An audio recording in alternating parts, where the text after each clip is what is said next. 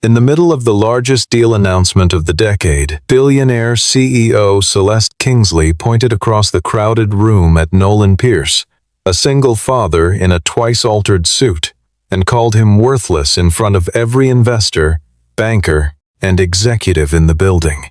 Nolan did not argue.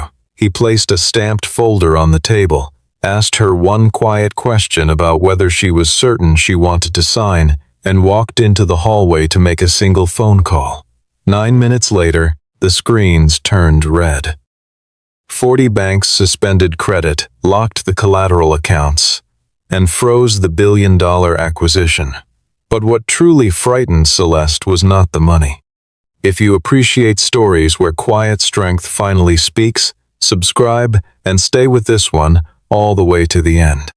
Nolan Pierce arrived at Kingsley Dominion Group headquarters on a gray Tuesday morning carrying a worn leather bag, a stainless thermos, and a temporary badge that read Contract Document Reviewer, Archives.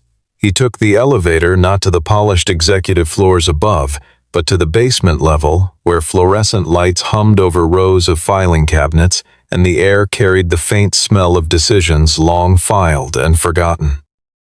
Nobody on the upper floors thought to ask who he was or what exactly he was searching for, because people who worked in the archives existed at Kingsley Dominion in the same category as the heating system: essential, unseen, and never invited to meetings.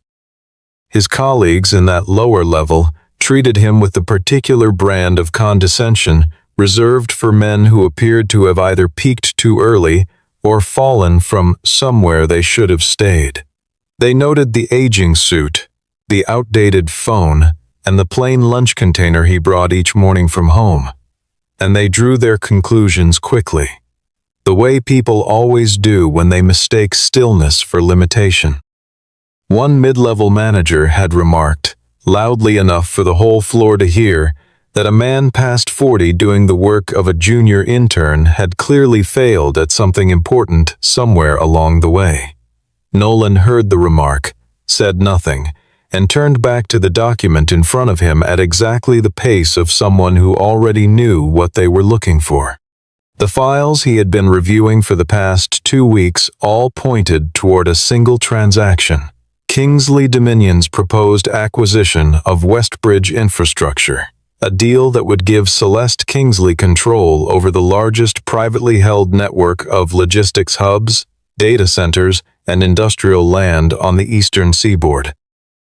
The acquisition was structured around a syndicated credit facility that had assembled 40 of the nation's most powerful financial institutions into a single lending consortium, a construction of interlocking agreements set to close before the market opened the following morning. On the surface, the paperwork was meticulous, stamped, formatted, and filed in exactly the sequence that regulators required. But Nolan had spent enough years building the systems that governed such paperwork to understand that a clean surface could be laid carefully over a fractured floor. On his third day of review, he identified 3 separate properties appearing in different collateral portfolios under different identification codes, each presented to a different lender as a unique asset, though the legal descriptions and site coordinates were unmistakably identical across all 3. He cross-referenced the discrepancy against the Master Covenant document and found Clause 17.4, a provision he recognized not because he had studied it in those archives, but because he had written the original language himself years earlier for an entirely different purpose. The digital signature attached to the amended version of that clause had been altered in a way nearly impossible to detect unless one already knew the original fingerprint, and Nolan noted the difference in a small notebook before quietly replacing the folder in its drawer. That evening, he sat at the kitchen table of a modest house 30 minutes outside of downtown and listened to his daughter Sophie describe a history project about systems that looked stable from the outside but collapsed because of a single hidden flaw. And he asked her the right questions and laughed at the right moments, and if she noticed that her father was somewhere else behind his eyes, she did not press him on it. She asked whether he missed the work he used to do before he started coming home for dinner every night, and he said he did not miss it the way she might imagine, that what mattered about a thing was not the size of it, but whether it kept the right people safe. Sophie said that sounded like something he would put on a wall, and he laughed again, and the weight behind his eyes did not lift entirely, but it shifted slightly. The way a difficult thing shifts when someone you love briefly makes it feel smaller than it is. He was back at his desk before sunrise the following morning, and the request he submitted for a direct meeting with Celeste Kingsley was intercepted before it ever reached her office by Preston Harrow, who marked it as internal noise, filed it in a folder that no one would open, and gave it no further thought. The announcement event for the Westbridge acquisition had been designed to be remembered. A grand ballroom in a downtown tower, chandeliers overhead, and a guest list that included the chairmen of 4 major pension funds, the presidents of 3 regional banks, and enough press to ensure that by morning the story would be on the front page of every financial publication in the country. Celeste Kingsley had spent 3 years engineering this moment, and as she stood before her board of directors the afternoon before the event, she made clear that the transaction would close before the market opened, regardless of whatever final details remained outstanding. Preston Harrow presented the financing summary with the smooth confidence of a man who had rehearsed it, confirming that all 40 lending participants had approved their respective tranches, that the collateral certifications were complete, and that the drawdown account was positioned to receive the first disbursement within hours of the signing. And he omitted entirely the 3 memoranda Nolan had submitted to the document oversight queue over the preceding week, each flagging the same collateral irregularities from a different angle, because Preston had concluded that a temporary archive reviewer raising questions about documents he was not authorized to fully understand posed less risk if his concerns simply disappeared into a folder that no one would open. What Preston had not shared with Celeste was the structure he had discovered could be exploited through a company called Red Hollow Holdings, which appeared in the Kingsley Dominion filings as an independent real estate partner but was not independent at all. Red Hollow's operating account received capital from a Kingsley subsidiary, deployed it into property transactions, and then returned proceeds to a personal investment vehicle that Preston controlled through 2 intermediate entities registered in Delaware, making the round trip nearly invisible to anyone who was not looking at the right ledger. Nolan had traced the same structure from the archive documents and understood immediately that Red Hollow was not a counterparty but a mirror, designed to let the same assets appear in multiple places simultaneously. He took the elevator to the 22nd floor that afternoon and waited outside Preston's office. And when Preston emerged and saw the temporary badge hanging from Nolan's collar, his expression shifted from surprise to something resembling amusement. Nolan said only that he had found something in the collateral stack that required pausing the signing, that he was asking for a brief internal audit before the closing, and that he was extending the courtesy of this conversation before escalating through other channels. Preston looked at the badge, looked at the plain folder, and smiled the way powerful men smile when they believe they are speaking to someone with no power at all, and told him that a man who filed papers in the basement did not have the standing to question the decisions of people managing more capital than he would ever see in his lifetime. By the time Nolan returned to the archive floor, his system credentials had been suspended, and a building security officer was waiting to inform him that his access would be restricted to the lobby level following the closing ceremony the following evening. Nolan accepted the information without protest, because what Preston did not know, what no one in that building had thought to verify, was that Nolan had already created a legally authenticated copy of every relevant document and transmitted it to an external oversight repository before his account was locked, and that Eleanor Whitcomb at Whitcomb National Bank had already received a package bearing a digital signature she recognized from years earlier, a signature that had caused her to clear 3 meetings from her afternoon and keep her phone within reach. On the evening of the announcement, Nolan arrived at the grand ballroom in his twice-altered suit, carrying a folder bearing a red certification stamp, having used a standard audit observer authorization to enter through a side corridor that event coordinators had not thought to restrict. The room was everything the occasion demanded. Long tables dressed in white linen, crystal catching light from the chandeliers, the kind of assembled wealth that moves markets and restructures cities, and Nolan moved through it at the measured pace of someone who had once been entirely comfortable in rooms exactly like this one. Several senior directors recognized him as the archivist from the lower floor and moved deliberately to the far side of the room. One of them quietly instructed an event coordinator to redirect him toward the service corridor, assuming he had been sent to deliver materials that belonged at the staff table, and Nolan did not correct the assumption. He moved steadily toward the front of the room, where Celeste Kingsley was preparing to sign the final certification documents that would legally confirm all representations made to the lending consortium, and he placed the red-stamped folder on the table before her, asked her to pause, and said in a voice calibrated to carry to the people immediately surrounding her, but not to the room at large, that 32 assets in the collateral package had been appraised twice under different identification codes, that 8 properties had been pledged as security to multiple lenders simultaneously, and that 1 audit certification bore a signature that could not belong to the person named.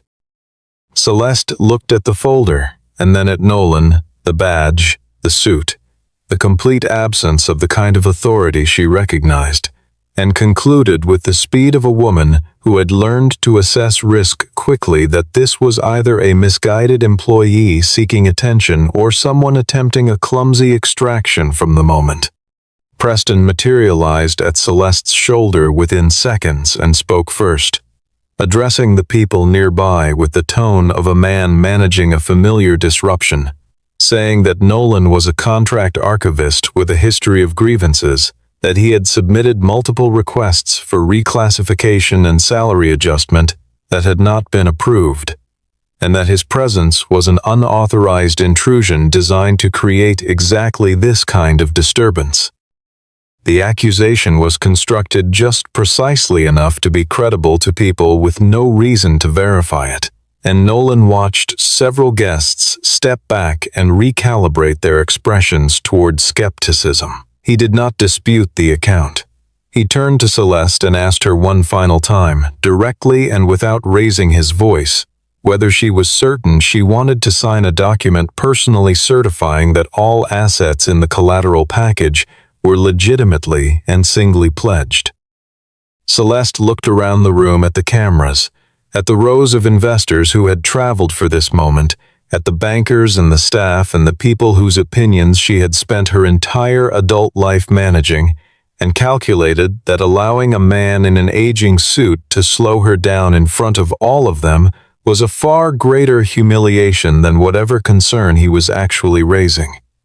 She reached for the pen, and the room leaned forward, and Nolan stopped speaking and simply waited. What happened next was not an argument. It was a performance, staged by a woman who had learned that public certainty was its own form of authority, and that the fastest way to neutralize a threat was to make the room laugh at it before anyone had time to think. Celeste asked Nolan, in a voice pitched now to carry across the ballroom, what his hourly rate was, then answered her own question by observing that a single one of her cufflinks had cost more than a month of his earnings, and that her time in this room was worth more per minute than most people earned in a year.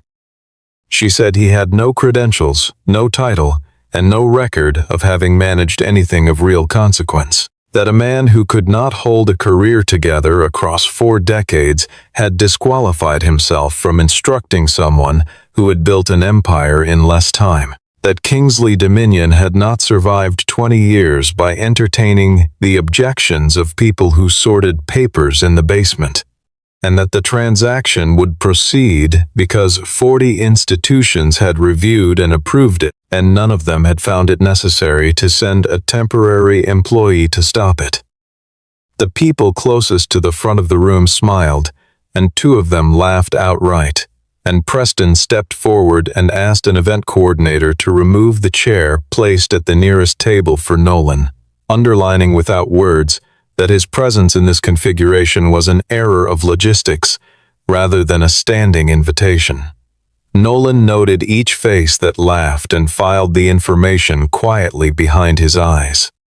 He made one more attempt, patient, unhurried, without raising his voice, explaining that Celeste's signature on the certification document would activate a personal attestation clause, meaning the legal weight of every misrepresentation in the underlying filings would attach directly to her as the signing officer rather than dispersing through the corporation. Celeste picked up the pen while he was still speaking, signed her name across the certification line in a single unhurried motion, and then pushed the entire folder off the edge of the table so that it fell to the floor at Nolan's feet. She said, with the flat finality of someone who considers a matter closed, that he was not an auditor, not a bank officer, and not a person with standing to occupy any meaningful position in a room like this one, that he had no power here, no authority here, and no value here, and that she expected security to escort him out before the formal toasts began. Nolan crouched and gathered the pages from the floor without hurry, and when he straightened and met her eyes, his expression had not changed.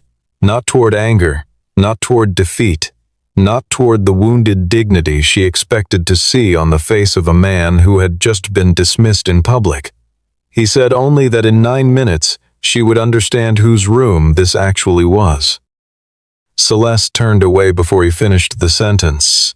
2 security officers flanked him, and he walked with them toward the corridor without resistance, and the laughter from the front of the room had already begun to fade back into celebration.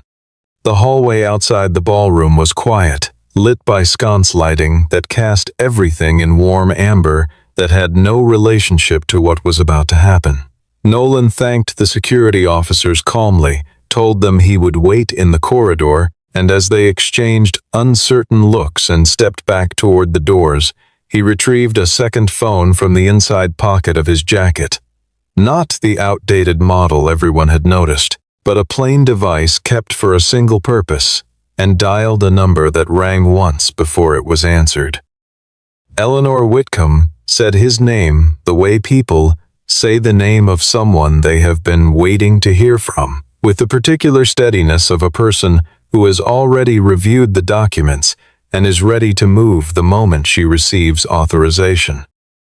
Nolan confirmed 3 things, in the order they needed to be heard: that there were assets pledged simultaneously to multiple lenders, that a shell company was being used to obscure beneficial ownership, and that the CEO of Kingsley Dominion had just signed a personal certification attesting to the accuracy of those representations after being warned directly and explicitly.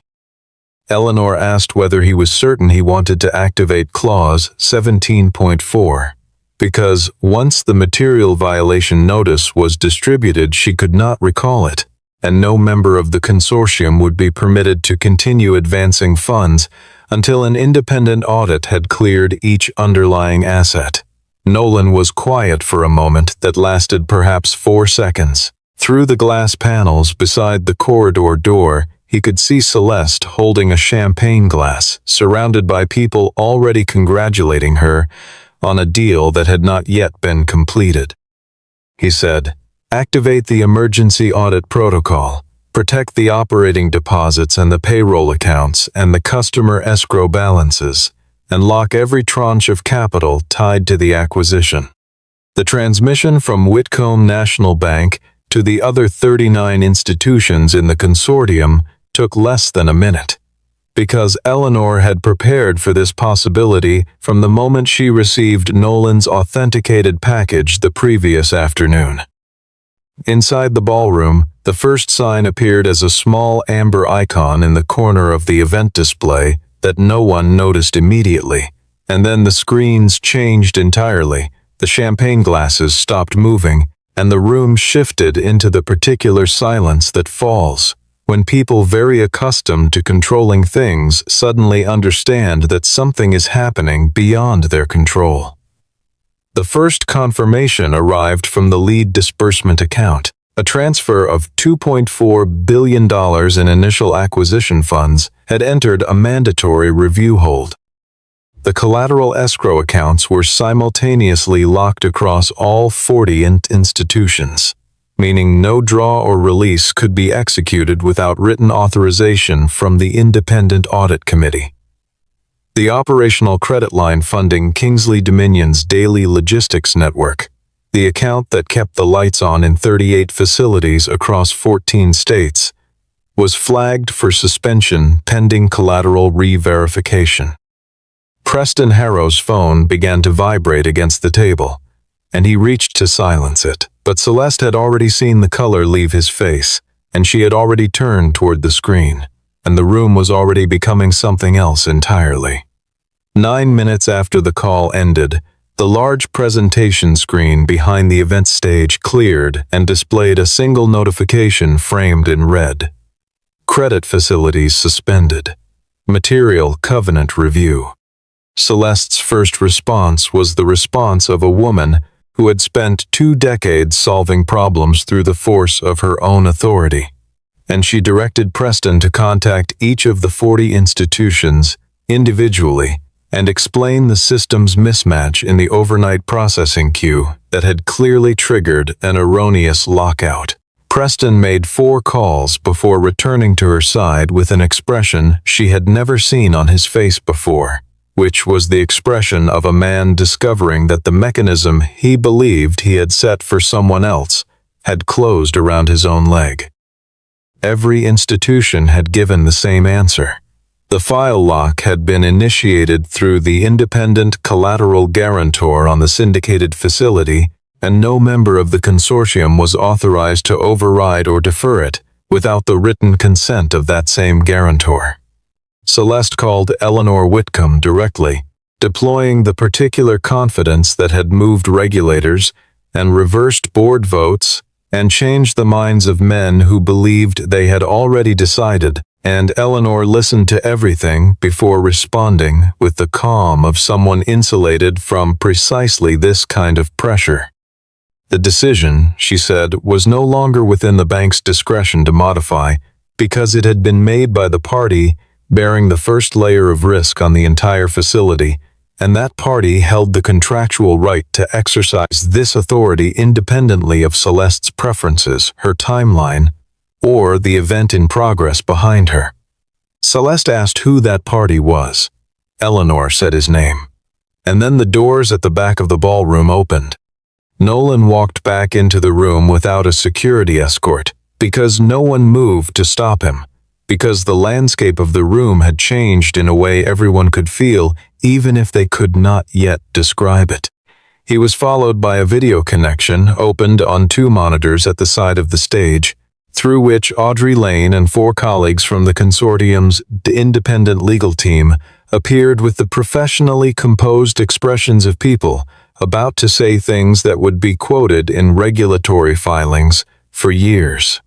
Audrey confirmed, clearly and without qualification, that Nolan Pierce was the founding trustee of Cedar Gate Guarantee Trust, the independent guarantee vehicle providing first loss coverage on the syndicated credit facility assembled for the Westbridge acquisition.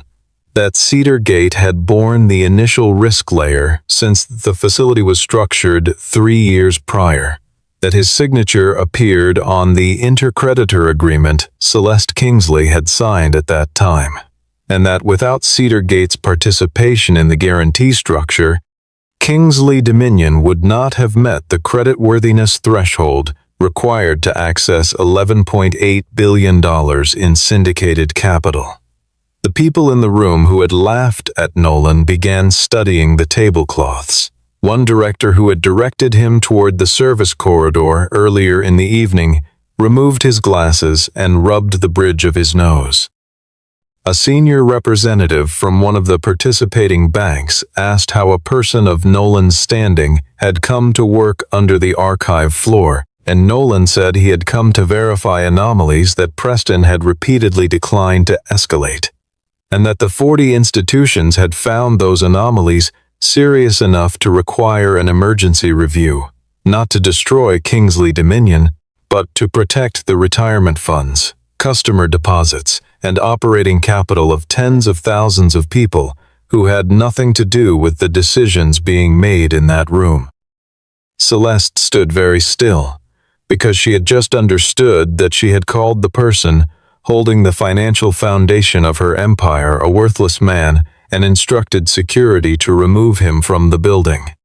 Celeste did not accept what had happened as the end of the story, because she had not built what she had built by accepting endings that someone else had written. Within 40 minutes of the ballroom clearing, her communications director had drafted a statement positioning the events as a hostile financial action by a former industry figure with a personal grievance and enough residual contractual leverage to engineer a disruption for negotiating advantage.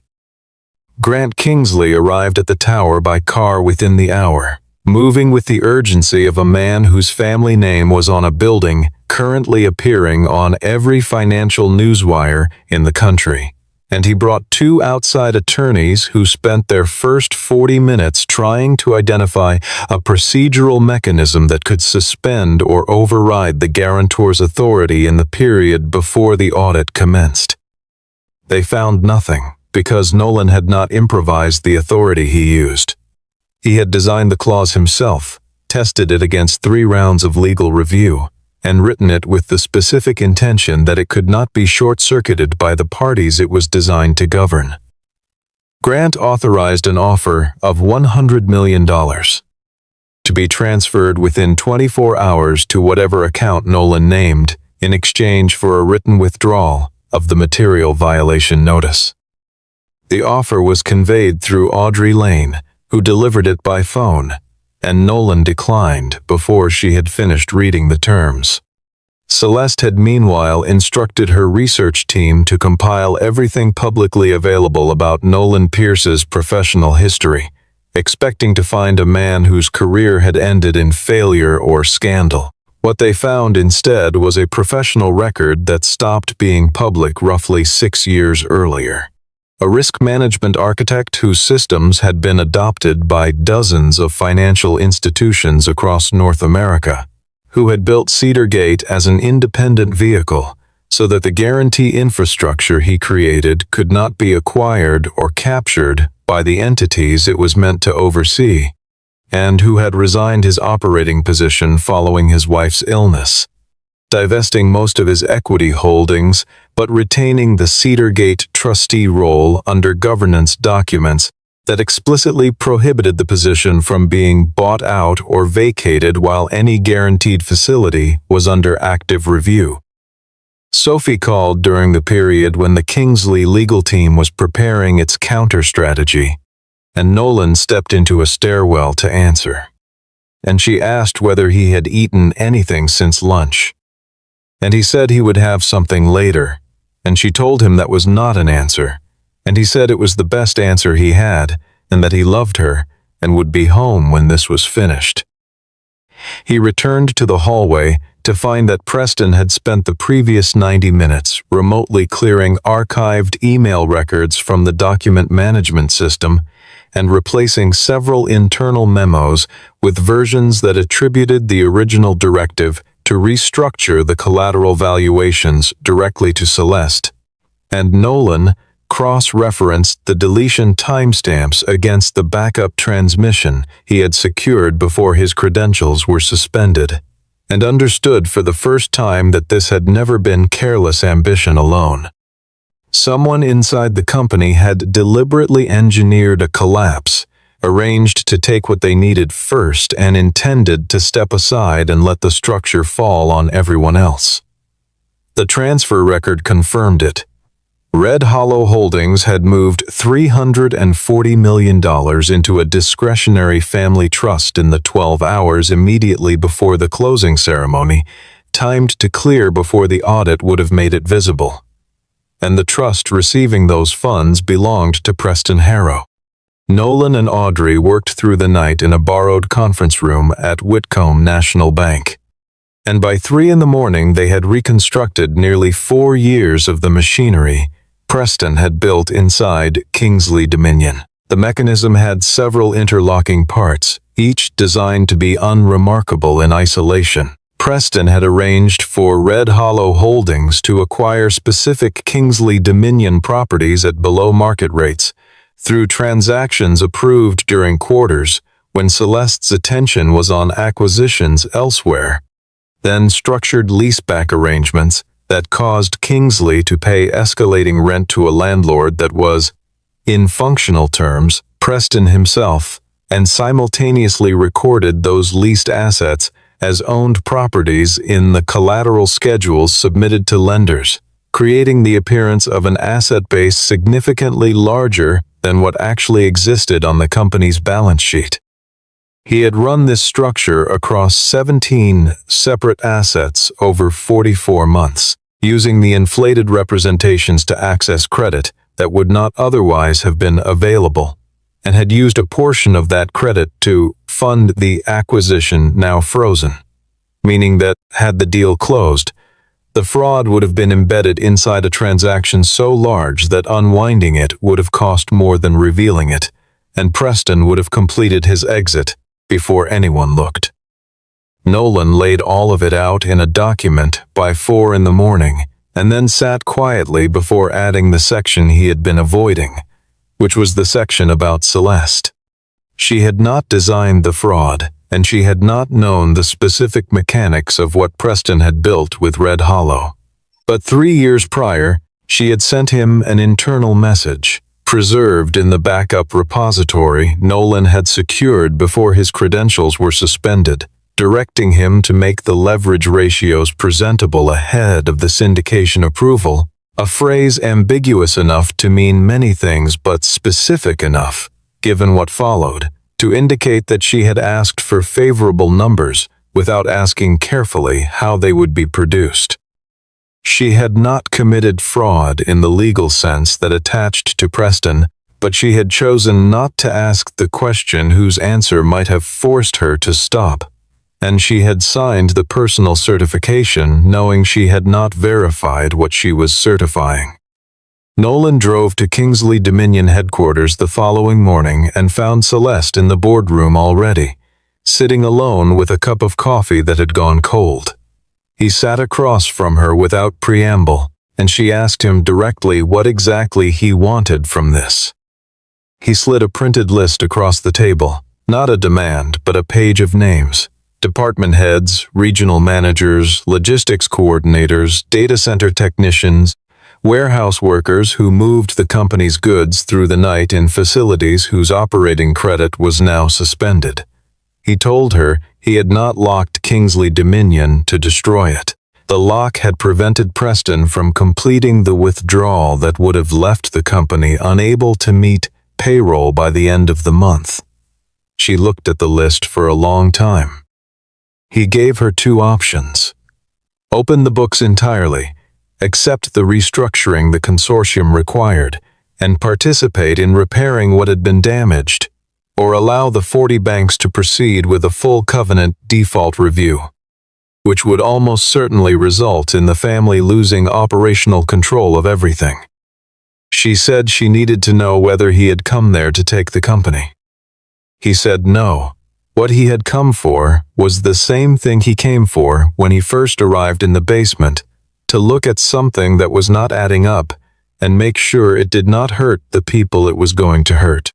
The formal review session was convened the following morning in Kingsley Dominion's main boardroom, with representatives of all 40 institutions joining by secure video connection, and 3 members of the Independent Audit Committee seated in person alongside Audrey Lane's team.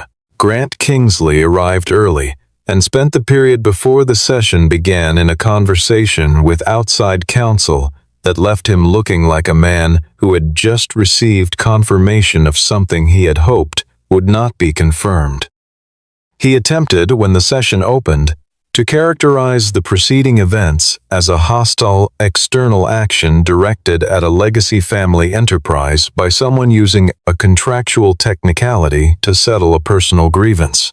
But Audrey Lane interrupted him at the second sentence and said the session was a covenant review, not a discussion of motivation, and that the material before the committee would reach its own conclusions.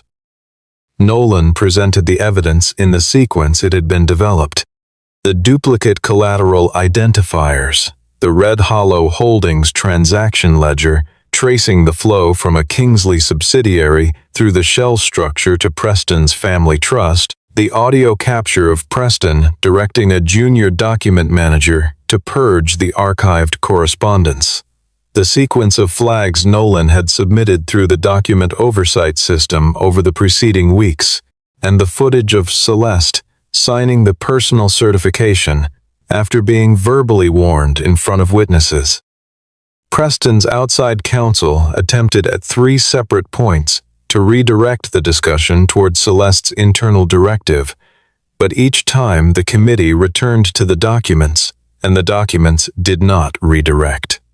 Preston was asked to leave the room before the session concluded, and when he stepped into the corridor, 2 federal investigators were waiting, and the room was very quiet when the door closed behind him. The committee deliberated for less than 2 hours before reaching a position.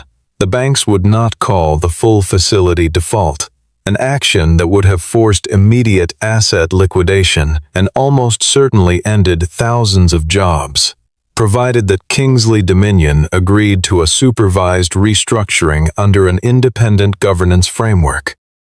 Nolan presented 4 conditions on behalf of the lending consortium: that Celeste step back from the CEO role for the duration of the restructuring, that the board be expanded to include a majority of independent directors approved by the audit committee, that the personal assets of the Kingsley family trust bear a partial subordinated claim covering the period of the collateral misrepresentation, and that employee wages, benefits, and payroll obligations be classified as senior priority ahead of any distribution to family shareholders during the restructuring period.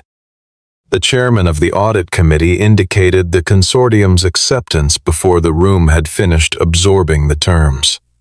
Grant Kingsley stared at the table. Celeste, sitting 3 seats from him, had been quiet since the video evidence played. The document was slid across the table to her, and before she signed, she looked at Nolan and asked, not as a challenge but as a genuine question, in a voice she had not used in a room like this one in years, whether he planned to take the company from her. He said no. She signed.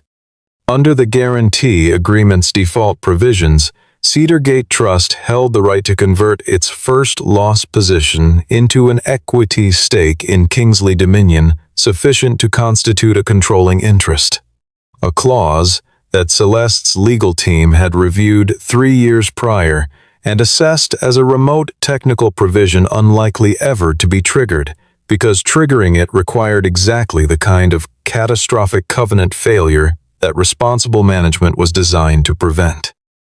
Every member of the board assumed this was the mechanism Nolan had been building toward from the moment he identified the first irregularity in the basement, because it was the mechanism that would have made everything he had endured make sense in the vocabulary of power that the people in that room spoke fluently. He let them assume it for a day. Then he convened a session with the independent directors and the audit committee and disclosed his intention. Cedar Gate Trust would exercise its conversion rights and immediately transfer the resulting equity stake into a newly formed employee ownership fund, structured so that the workers of Kingsley Dominion from the warehouse technicians to the regional operations managers, would collectively hold a meaningful shareholder position in the company they had spent years building. Nolan retained only a temporary voting proxy on behalf of the fund, to be exercised solely on matters related to the restructuring, until a permanent governance committee could be elected from within the employee base. He retained nothing for himself. The room was very still when he finished. One of the independent directors asked him why. He said the people on the list he had shown Celeste were the ones who had built the thing. It seemed reasonable that they should have a voice in what it became. The banks released the operating accounts within 48 hours. The payroll funds, the supplier payments, the facility maintenance budgets, restoring the daily functioning of all 38 sites, while the acquisition funds remained locked pending the full audit. Kingsley Dominion lost the Westbridge deal, and with it the headline Celeste had rehearsed for 3 years, but the company survived the week intact and solvent. On the afternoon the payroll accounts reopened, Celeste walked out of the building for the first time, without a communications team surrounding her, stood in front of the cameras that had gathered since the previous evening, and gave a statement she had written herself. She said she had built her career on the belief that a person's value was measured by the positions they held, the assets they commanded, and the rooms they were permitted to enter. She said she had been publicly wrong about that, and specifically wrong about the person who had tried to protect her from a collapse she had not allowed herself to see. She said she was sorry. In the lobby behind her, visible through the glass to the cameras outside, several members of the logistics team and the document department, people who had stood in that ballroom and heard Celeste call Nolan worthless, were watching through the window. Nolan was not among them. He had already left for the evening. 6 months later, Kingsley Dominion operated under an independent board with a governance structure unrecognizable to the version of the company that existed the night of the announcement. The family's luxury assets, the corporate aircraft, the penthouse hospitality suites, the private dining accounts, had been sold to meet the restructuring obligations rather than eliminated from the workforce, a reversal that surprised the analysts who had expected the opposite. The Employee Ownership Fund had become the second largest shareholder in the company, with an elected governance committee attending every board meeting, exercising its voice twice already to prevent cost reductions that would have fallen disproportionately on frontline workers. The 40 institutions had begun restoring the full credit facilities in stages, having verified that each asset in the collateral portfolio now corresponded to a single, accurately valued, uniquely pledged property.